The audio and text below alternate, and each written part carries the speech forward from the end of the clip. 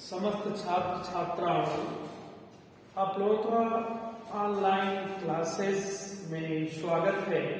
और आज मैं हिंदी का एक बड़ा ही महत्वपूर्ण वीडियो रस लेकर के आया हूँ और आप लोगों को आज इस रस के बारे में बताऊंगा। तो पिछले वीडियो में जो आपने रस के अंग की बातों को देखा, उसमें रस का एक अंग रह गया था जिसका नाम था व्यभिचारी या संचारी भाव। तो इसी व्यभिचारी या संचारी भाव के बारे में आज हम लोग अध्ययन करेंगे। तो रस का एक चौथा बड़ा ही महत्वपूर्ण अंग है जिसका नाम है व्यभिचारी या संचारी भाव। छात्रों, आप लोग ध्यान से इस रस को रस के तरीके से जब पढ़ेंगे तो और आनंद आएगा और समझ में आएगा। तो व्यभिचारी या संचारी भाव पहले आप जाने होता क्या।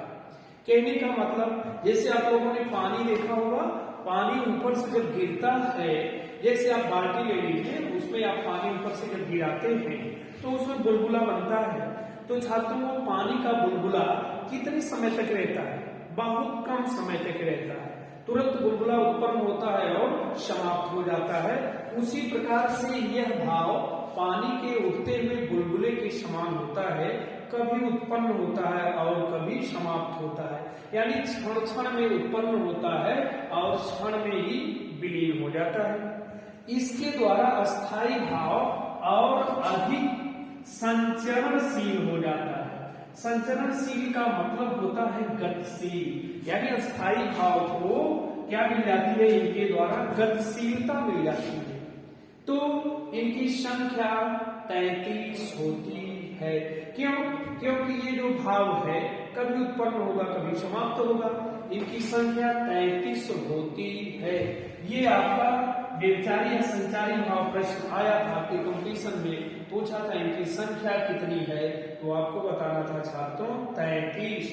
वो 33 का नाम क्या है? पहला है हर्ष, दूसरा है विषाद। विषाद में छात्रों कष्ट होता है। त्रास, त्रास का मतलब होता है भय या डर। चौथा है लज्जा, लज्जा को एक नाम से और आपको मिलता है व्रीड़ा, यानी लज्जा का ही एक नाम और क्या होता है? व्रीड़ा।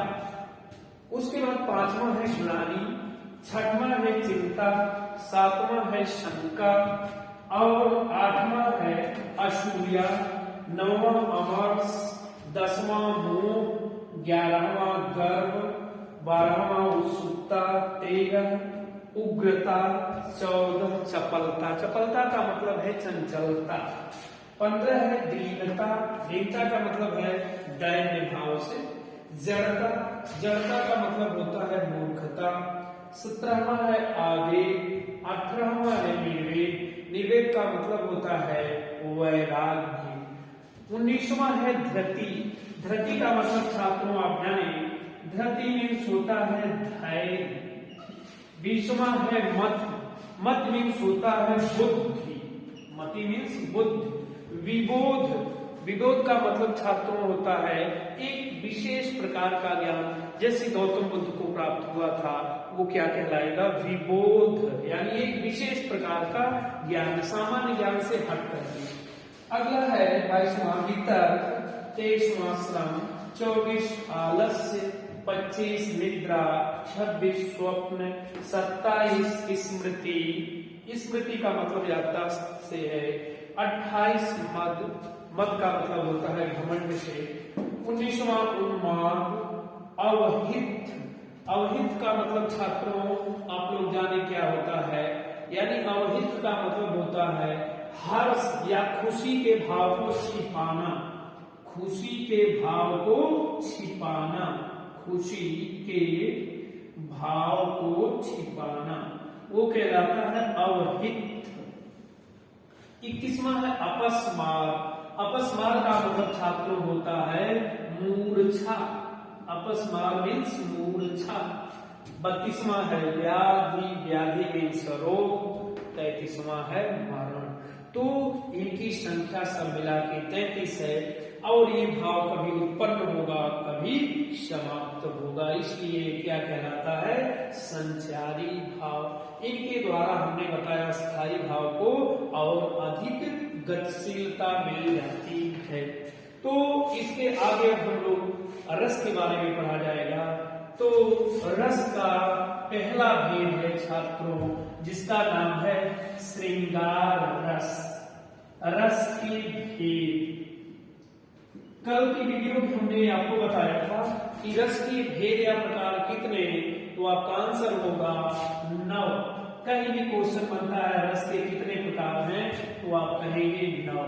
तो उसमें हम लोग पहले रस को पढ़ा जाएगा जिसका नाम है श्रृंगार रस।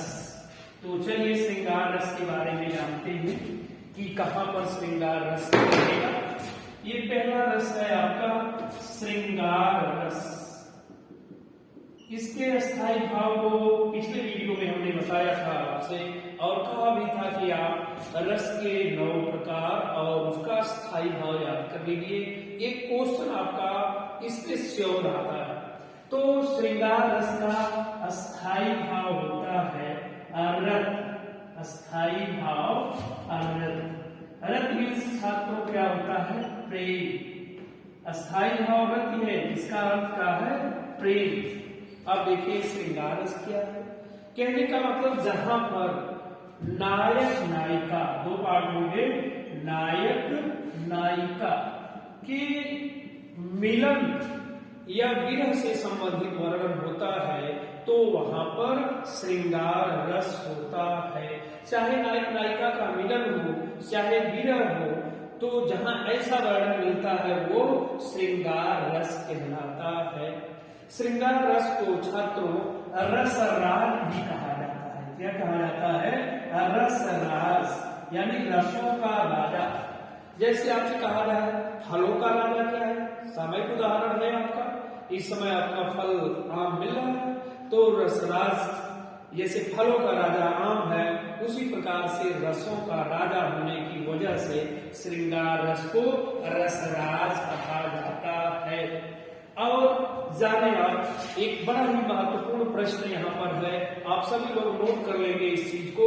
रसराज किसने कहा था, श्रृंगार रस को रसराज की संज्ञा किसने दिया था, तो इसका आंसर होता है आचार्य भोजराज। आचार्य भोजराज ने इसको रसराज कहा था। किसने कहा था, आचार्य भोजराज ने रसराज की संज्ञा दिया था। उसके बाद छात्रों आगे देखें आप, ये श्रृंगार रस जो है 2 प्रकार का होता है। एक को कहते हैं संयोग श्रृंगार और दूसरे को कहते हैं वियोग श्रृंगार रस। पहला है संयोग श्रृंगार रस और सेकेंड है वियोग श्रृंगार रस। वियोग श्रृंगार रस, तो देखिए आप, संयोग हो गया और वियोग हो गया, यानी श्रृंगार रस 2 प्रकार का हुआ, संयोग श्रृंगार रस और वियोग श्रृंगार रस। तो सबसे पहले हम लोग देखेंगे कि संयोग श्रृंगार रस क्या है। तो ये आप समझिए, इसका पहला पार्ट यानी श्रृंगार रस 2 प्रकार का, जिसमें पहले का नाम है संयोग श्रृंगार रस। संयोग श्रृंगार रस देखें कहां पर होगा संयोग श्रृंगार रस। कहने का मतलब कि जहां पर नायक नायिका के मिलन प्रसंग का वर्णन होता है, तो वहां पर संयोग श्रृंगार रस होता है। यानी नायक और नायिका दोनों में मिलन का प्रसंग दिखाया जाए, वहां आप तुरंत जानिए क्या है, संयोग श्रृंगार रस है। जैसे उदाहरण, बतरस लालच लाल की, बतरस लालच लाल की, मुरली धरी लुकाय। बतरस लालच लाल की, मुरली धरी लुकाय, पहली पंक्ति है। दूसरी पंक्ति है, सौह करे भौहन हंसे, दैन कहे नटी जाय। तो दूसरी पंक्ति इसकी देखिए, सौह करे भौहन हसें, सौंह करें भौहन हसें, सौंह करें भौहन हसें, दैन कहें नटी जाए। ऐसे उदाहरण दे दिया और कहता है कि बताइए कौन सा रस है। अब देखिए इस दोहे को बिहारी जी ने लिखा था। बिहारी जी को हम कविवर बिहारी के नाम से जानते हैं। अब देखिए इसमें कैसे संयोग श्रृंगार रस होता है मैं आपको बता रहा हूं। ये उस समय का वर्णन है। लिखा है बतरस लालच लाल की मुरली धरी लुकाई। यानी बिहारी जी ने इसमें ये चीज दिखाया है कि गोपियां, अब नायिका का हो गई गोपियां और नायक कौन हो गए श्री कृष्ण। तो नायक नायिका दोनों में वार्तालाप दिखाया जा रहा है। क्या है? बातचीत के आनंद के लिए गोपियां कृष्ण की बंसी को छुपा के रख देती है, मुरली धरी लुकाई। उसके बाद जब कृष्ण जी बंसी को खोजते हैं तो उनकी बंसी मिल नहीं रही है। उसके बाद गोपियों से जब पूछते हैं तो गोपियां सौंह करें, सौगंध खाती हैं, कसम खाती हैं, भौहन हंसे। और जब कृष्ण जी गोपियों की तरफ देखते हैं तो अंदर अंदर हंसती हैं, जिससे उनकी भौहें टेढ़ी होती हैं। तो कृष्ण जी समझ जाते हैं कि मेरी बंसी गोपियों के पास है। भौहन हंसे, जिसकी वजह से भौहें टेढ़ी होती हैं। तो कृष्ण जी कहते हैं मेरी बंसी दो, दैन कहें नटी जाए। तो गोपियां कृष्ण की बंसी को देने के लिए नट जाए मुहाविराए मना कर देती हैं कि हम आपकी बंसी नहीं देगी। तो यहाँ दोनों का वार्तालाप दिखाया गया, जिसमें नायक दिखाया गया कृष्ण को और नायिका दिखाया गया गोपियों को। तो दोनों में वार्तालाप दिखाया गया है, गोपियां है नायिका, इसलिए यहाँ पर संयोग श्रृंगार रस हुआ। एक क्वेश्चन और जो आपके कंपटीशन में आया था, दूसरा उदाहरण, ये वेरी इंपॉर्टेंट है और कंपटीशन में आया भी था। समझ लीजिए कैसे इसमें संयोग श्रृंगार रस है। राम को रूप निहारती जानकी, राम को रूप निहारती जानकी, निहारती जानकी। उसके बाद अगला चरण इसी में है, राम को रूप निहारती जानकी, कंकन के नगर की परछाई, कंकन के नगर की परछाई, नगर की परछाई, याते समय सुधि भूल गई, याते समय सुधि भूल गई, याते समय सुधि भूल गई, याते समय सुधि भूल गई। उसके बाद अगला चरण है, याते समय सुधि भूल गई, कर टेकी रही पलटार तिनाही, भूल गई कर टेकी रही पलटार तिनाही। अब देखिए आप कैसे यहाँ संयोग श्रृंगार रस है। ये क्वेश्चन 2011 में खुद पूछा गया था एक कंपटीशन में। अब आप देखें कि कैसे श्रृंगार रस है। ऐसे उदाहरण देके कहता है कि बताइए कौन सा रस है। तो यहाँ लिखा है राम को रूप निहारती जानकी। राम सामने खड़े हैं तो नायक राम हो गए और नायिका सीता हो गई। नायक राम ध्यान दें और नायिका सीता हो गई, दोनों में वार्तालाप दिखाया जाएगा। राम को रूप निहारती जानकी, कंकन के नगर की परछाई। सीता जी हाथ में अंगूठी पहनी है और उसमें नग लगा हुआ है। तो राम को वो सामने राम खड़े हैं, सीधे ना देख करके अंगूठी के नग में राम की परछाई को देख रही हैं। याते समय सुधि भूल गई कर, और उस समय सारी सुधि को इन्होंने भुला दिया। एक टेक रही पलटार नहीं, एक टक राम के रूप को देखती हैं और आगे राम और सीता में वार्तालाप होता है। इसलिए नायक नायिका के मिलन प्रसंग का वर्णन है, जिसकी वजह से श्रृंगार संयोग श्रृंगार रस हुआ। इसका दूसरा पार्ट आपको दिखाते हैं जिसका नाम है वियोग श्रृंगार रस। देखिए दूसरा है वियोग श्रृंगार रस। इसकी स्थिति जाने वियोग श्रृंगार रस, यहां से भी प्रश्न उठा था वियोग श्रृंगार रस। छात्रों इसका एक नाम और है, आप में से कोई मुझे बताएगा? कोई नहीं बता पा रहा है। चलिए मैं ही बता दे रहा हूं। वियोग श्रृंगार रस का दूसरा नाम विप्रलंब श्रृंगार। विप्रलंब श्रृंगार। तो इसकी स्थिति देखिए, जहां पर नायक एवं नायिका के मिलन का अभाव होगा लेकिन विरह का वर्णन होगा तो वहां पर वियोग श्रृंगार रस होता है। अब ये देखिए आपका इसकी स्थिति, ये तो मैं आपको बता रहा हूं उदाहरण, ये खुद पूछा हुआ उदाहरण है, कानून 2 में पूछा गया था। कानून 2 वेरी इंपॉर्टेंट है, यही आया ही था। निशिदिन बरसत नयन हमारे, निशिदिन बरसत नयन हमारे, नयन हमारे।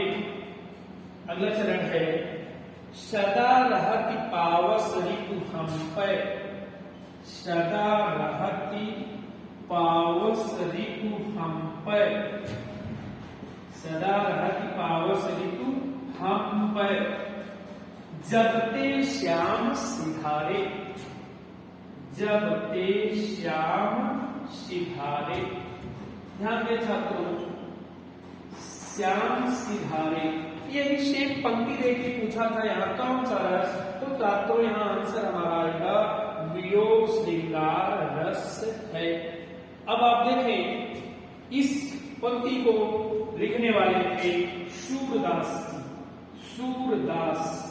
अब आप इसकी व्याख्या समझिए कैसे हो रहा है।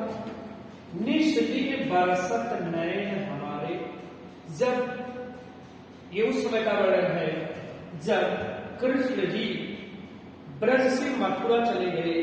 अब उनके वियोग में देखिए नायक यहाँ कृष्ण है, नायिका गोपियां हैं, दोनों में मिलन का भाव होगा, विरह या वियोग का वर्णन होगा, तो यहाँ पर वियोग श्रृंगार रस बनेगा।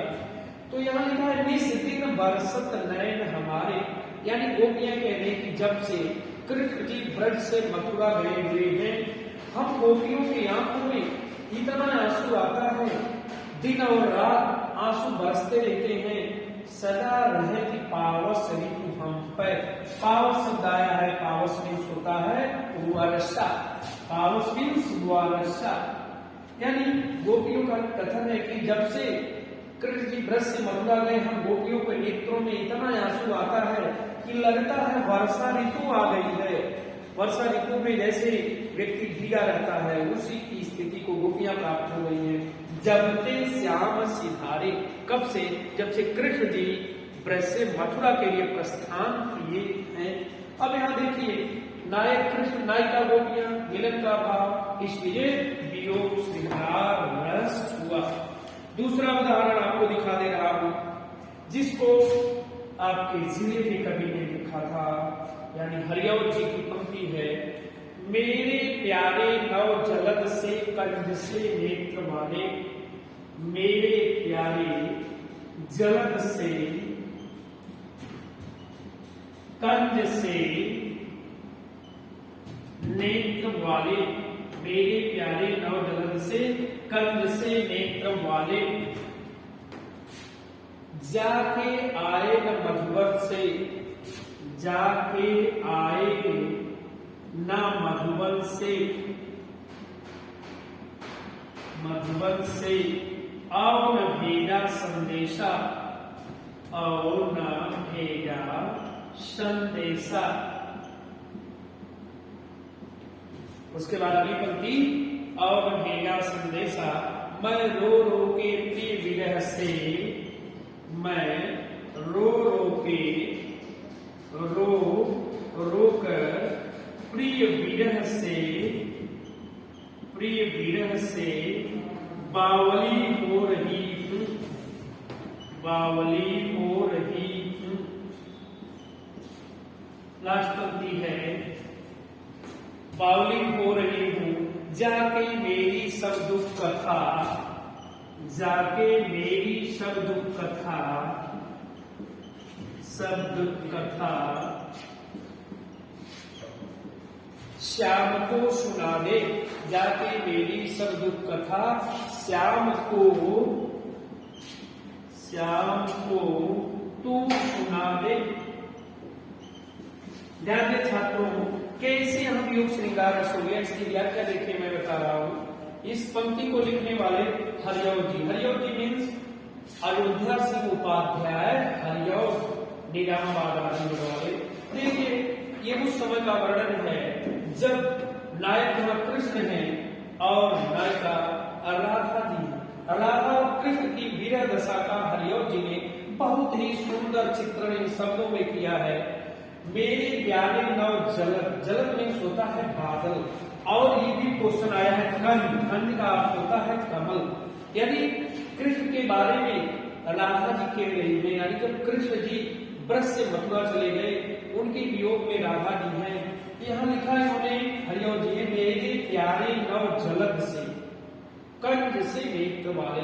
कृष्ण की उपमा दी जा रही है कि बादलों के समान सुंदर कांति वाले, कंठ से नेत्र वाले और कमल जैसे नेत्रों वाले, जाके आए न मधुबन से, यानी जब से आप मधुबन को गए हैं, आओ न भेजा संदेशा, आप वहां से वापस आए नहीं और कोई संदेश भी हमारे लिए भेजा नहीं। मैं रो रो के प्रिय विरह से बावली हो रही हूँ, यानी आपके वियोग में मैं इतना रो रही हूँ, राधा जी कह रही हैं कि मैं पगली जैसी हो रही हूँ। बावली मीन्स पगली जैसी मेरी स्थिति हो गई है। जाके मेरी सब दुख कथा श्याम को तू सुना दे।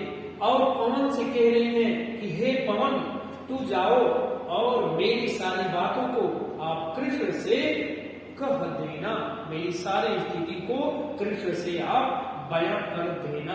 अब ऐसी स्थिति में नायक कृष्ण हो गए जो मथुरा है और नायिका राधा जी है, तो नायक और नायिका में मिलन का भाव है। अपने संदेश को राधा जी कृष्ण तक हवा के माध्यम से पहुंचा रहे हैं। मिलन का भाव है, विरह का वर्णन हो रहा है, इसलिए वियोग श्रृंगार रस हुआ। अब हम चलते हैं दूसरे रस की तरफ, जिसका नाम है, श्रृंगार को आपने देख लिया, दूसरा रस है हास्य रस। बड़ा ही महत्वपूर्ण ये भी है हास्य रस, और ध्यान से आप देखेंगे तो इसको आप पढ़ते समय इसकी व्याख्या को जब आप जानेंगे तो वास्तव में हंसी का भाव आ जाता है। देखिए हास्य रस, ये दूसरा हास्य रस, इसका स्थायी भाव छात्रों हमने आपसे कहा था रख डालिएगा स्थायी भाव। हास्य रस का स्थायी भाव होता है हास, हास का मतलब होता है हंसी। अब परिभाषा जानिए कहां पर होता है। कहने का मतलब जहां पर हास नामक स्थायी भाव विभाव, अनुभाव एवं व्यभिचारी भावों के संयोग से रस के रूप में परिणत हो जाता है, तो वहां पर हास्य रस होता है। या आप दूसरे तरीके से भी परिभाषित कर सकते हैं कि किसी का विचित्र आकार, वेशभूषा, चेष्टाएं, कार्यकलाप को देख करके मन में जब हंसी का भाव उत्पन्न हो जाता है, तो वहां पर हास्य रस होता है। और हास्य रस का बड़ा ही सुंदर उदाहरण मैं आपको दे रहा हूं। ये है उदाहरण देखिए, विंध्य के वासी, विंध्य के वासी, उदासी तपोव्रतधारी, उदासी तपोव्रतधारी, विंध्य के वासी उदासी तपोव्रतधारी, महाबिनु नारी दुखारे, महाबिनु नारी दुखारे। आगे अगली पंक्ति है, गौतम तीयतरी तुलसी, गौतम तीय तरी तुलसी, तरी तुलसी, गौतम तीय तरी तुलसी। आगे है शो कथा सुनी, शो कथा सुनी, सो कथा सुनी भे मुनि वृंद सुखारे, सो कथा सुनी भे मुनि वृंद सुखारे। अगली पंक्ति मुनि वृंद सुखारे। तीसरी पंक्ति है होय है शिला सब चंद्रमुखी, होय हैं, होय हैं शिला सब चंद्रमुखी, चंद्रमुखी। पर से पद मंडुल कंज तिहारे, पर से पद मंडुल कंज तिहारे, पर से पद मंडुल कंज तिहारे। अंतिम पंक्ति है कीन्ही भली रघुनायक जू, कीन्ही भली रघुनायक जू, रघुनायक जू। करुणा करी, करुणा करी कानन को पगुधारे, कानन को पगुधारे। अब आप समझिए ये पंक्ति, ये पद लिखने वाले तुलसीदास जी थे, जिसका शीर्षक उन्होंने दिया था वन पथ पर। क्या शीर्षक दिया था छात्रों? वन पथ पर। तो देखिए कैसे हास्य रस है। हमने आपको बताया कि किसी का विचित्र आकार हो, वेशभूषा हो या ऐसा कार्यकलाप हो कि उसको देख करके हंसी आ जाए, तो वहीं पर हास्य रस हो जाता है। अब यहाँ देखिए ये उस समय का वर्णन है।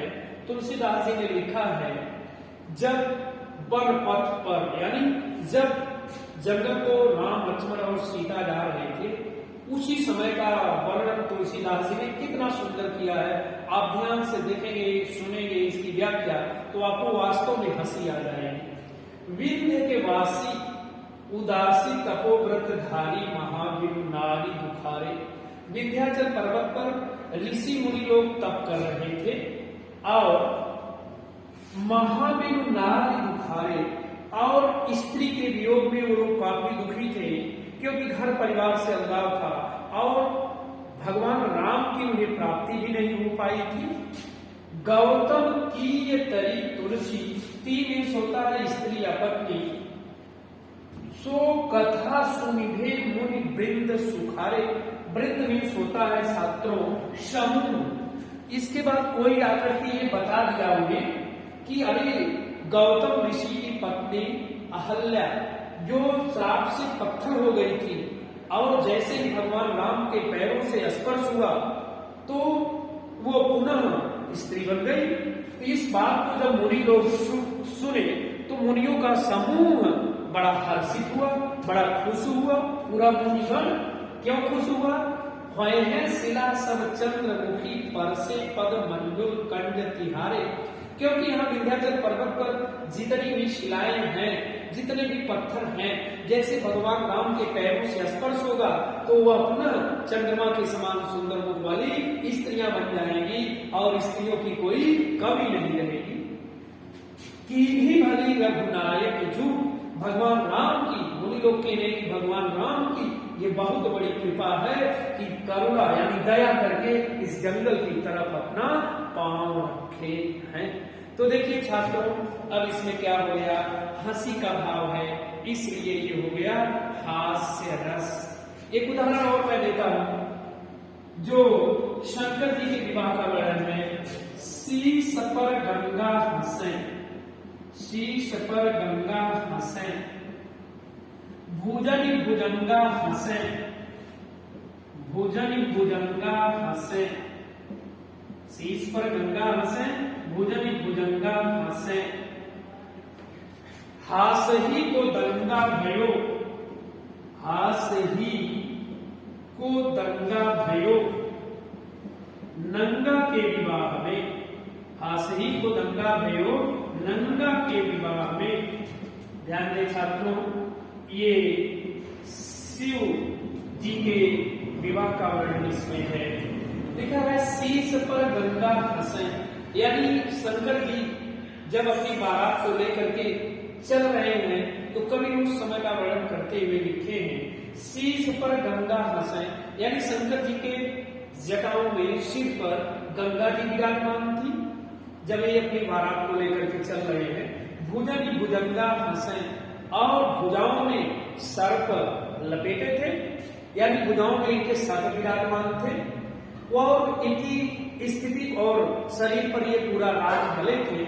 ऐसे अपनी बारात लेके चल रहे हैं तो छात्रों ऐसी स्थिति में कोई बारात लेके जाएगा तो देखने वाला जाहिर सी बात है कि देखेगा तो हंसी आएगी।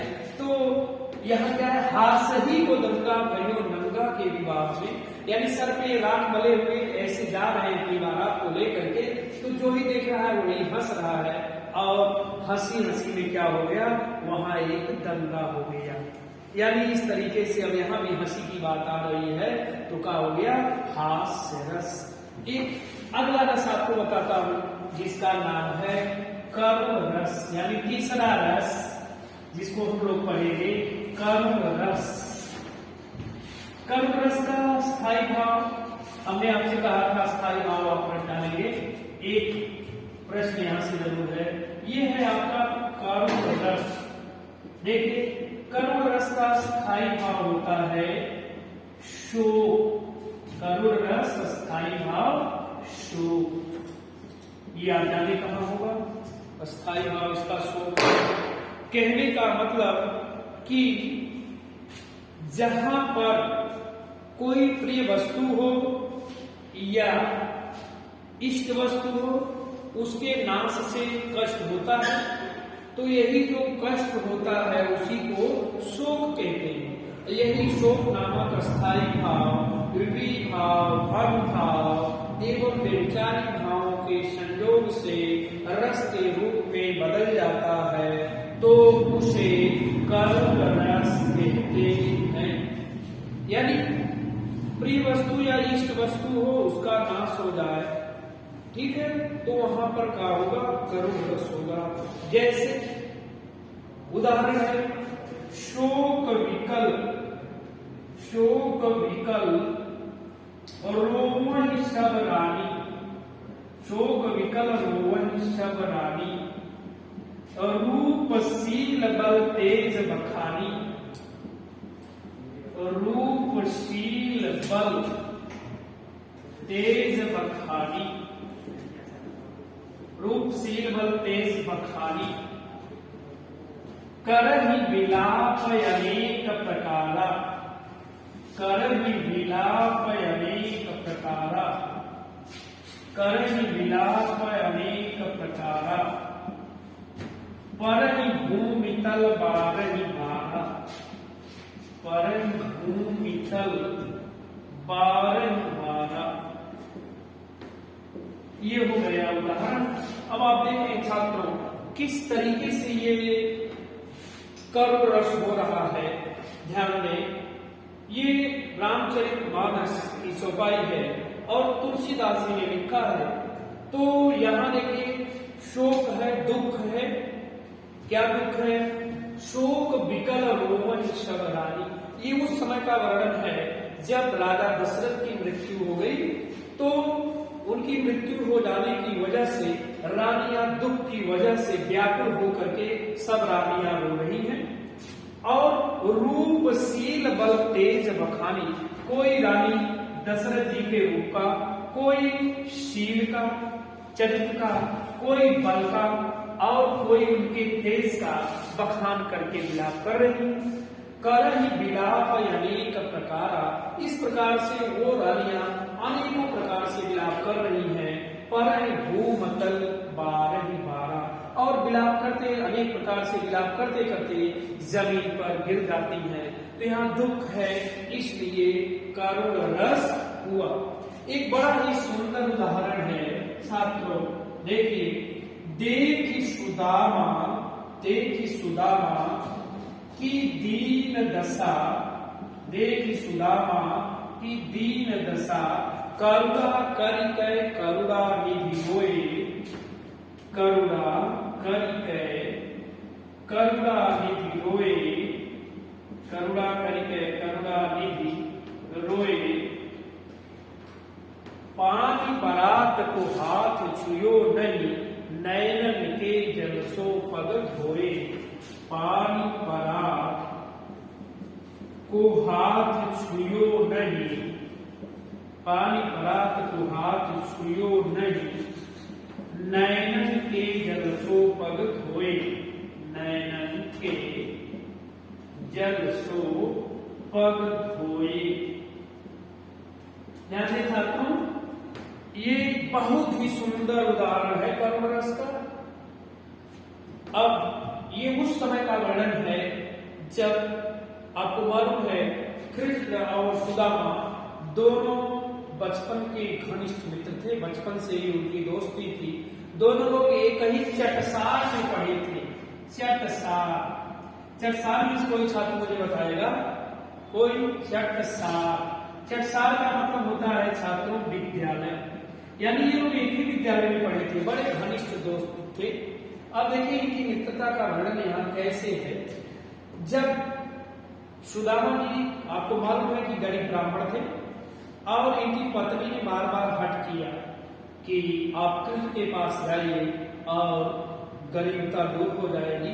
तो सुदामा जी कृष्ण के पास जाते हैं, नंगे पांव गए थे और इनके पैरों में बीमारियां फटी थी, जिसमें कांटे धसे थे, शरीर दूसरित था।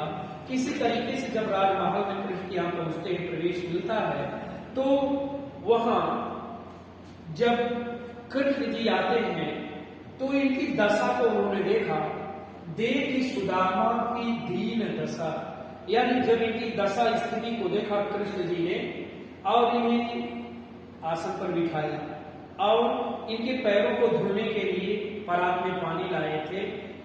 तो हुआ कि सुदामा जी की दशा को जब इन्होंने देखा तो ये लोग दोनों मित्र थे, करुणा करिकै करुणा निधि रोए, दया की वजह से कृष्ण जी और रोने लगे और इतना रोए कि जो परात में पानी लाए थे उसको इन्होंने हाथ से छुआ तक नहीं। पानी परात को हाथ छुयो नहीं, नैनन के जल सो पग धोए।